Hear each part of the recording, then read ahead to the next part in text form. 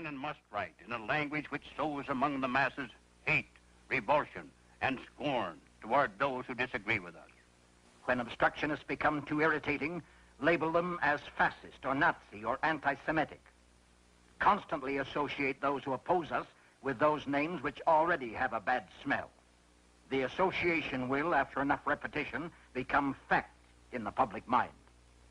By duping the American public into turning a deaf ear to the voices of warning because the topics were controversial or because the patriots themselves had been ridiculed as extremists, racists, fright peddlers, the conspirators were ready to move one step closer to their hidden goals by precipitating mob violence.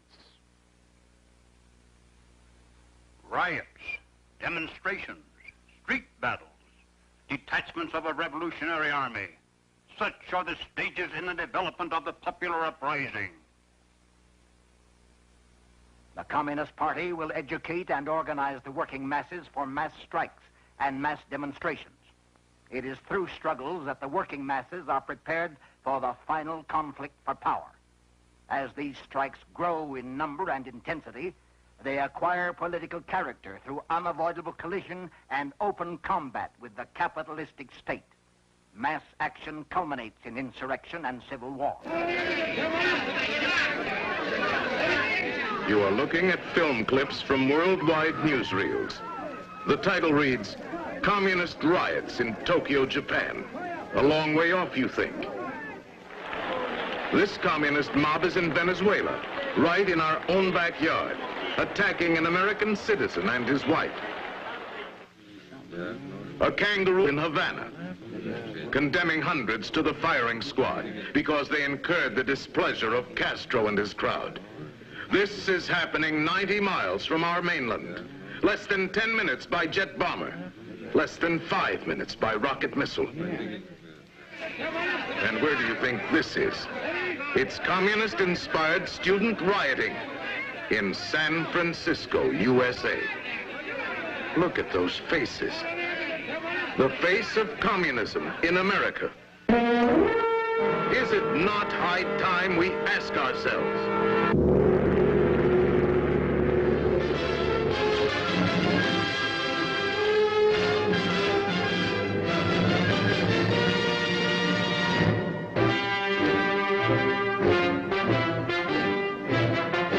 Ladies and gentlemen, Mr. Herbert A. Philbrick. What is communism? I've been on the inside of communism. I still have contacts.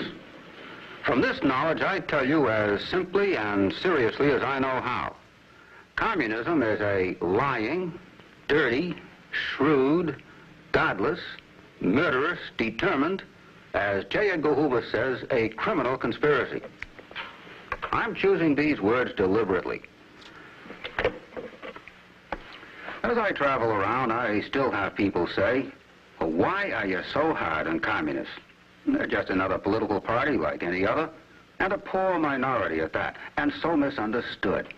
Well, we don't want them misunderstood, and that's why we're making this film.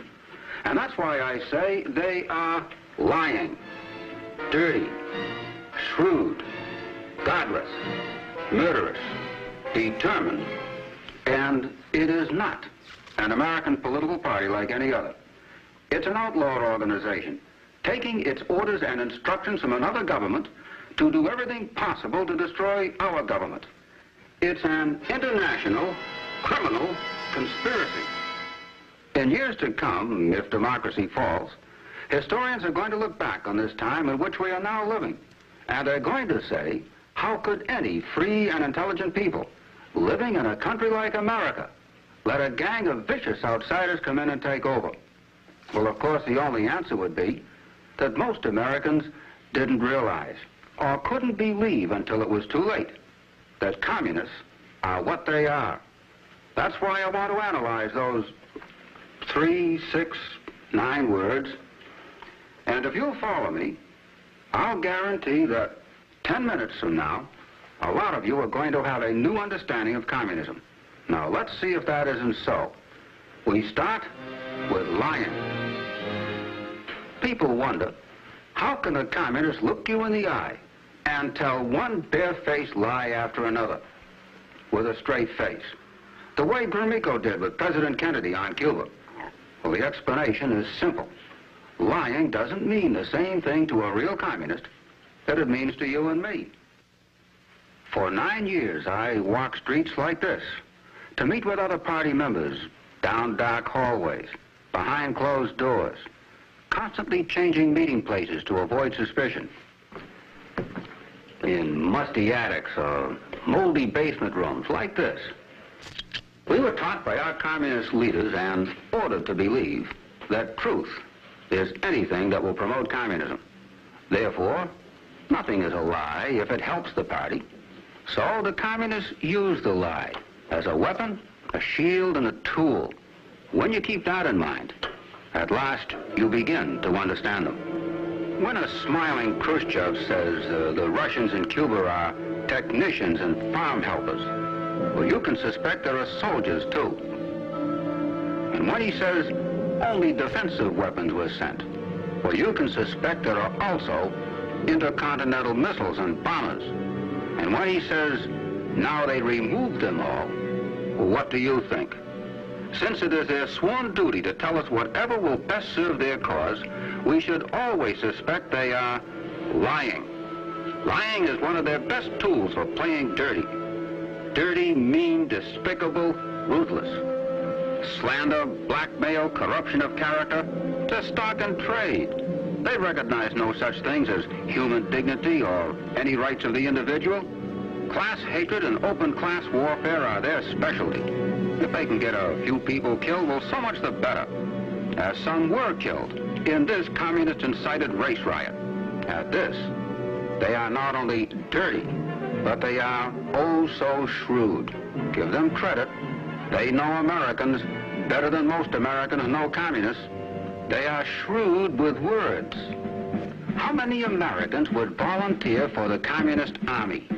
Yet, many enlisted when it was called the Abraham Lincoln Brigade, and went off to fight and die with the communists in the Spanish Civil War. When, in 1943, for tactical reasons, the Communist Party eliminated the Young Communist League, it instantly became the American Youth for Democracy. They don't say, give us the right to operate subversively in our midst. They say, defend the Bill of Rights. They don't call their campaign against our Internal Security Act by that name. They used the Citizens Committee for Constitutional Liberties and the American Committee for the Protection of Foreign Bond. There's the American League for Peace and Democracy, and so on. Well, that last mouthful combines a number of words our people like. Peace, democracy, even the American League. But this is only a drop in the bucket. The communists are past masters at getting other people to do their dirty work for them. They take over organization after organization in America in just 2 steps, infiltration and agitation. This is what they work at, day and night. This is what accounts for much of their success. You want a shocker? Well, in that list up there, in place of those thinly veiled commie fronts, let's substitute some other names, respectable names, that have been infiltrated to a greater or lesser degree. I hope you are more than shocked. I hope you are aroused. Because we have it on no less authority than J. Edgar Hoover that communists and fellow travelers have penetrated every category up there, and more. Well, you think a few maybe, but it doesn't take many. It has been tragically proven time and again that one dedicated communist in a key spot, such as Alger Hiss in the State Department, or Harry Dexter White in the Treasury Department, or in any position to influence command decisions, can wreck our hopes, slaughter our soldiers, and weaken our nation.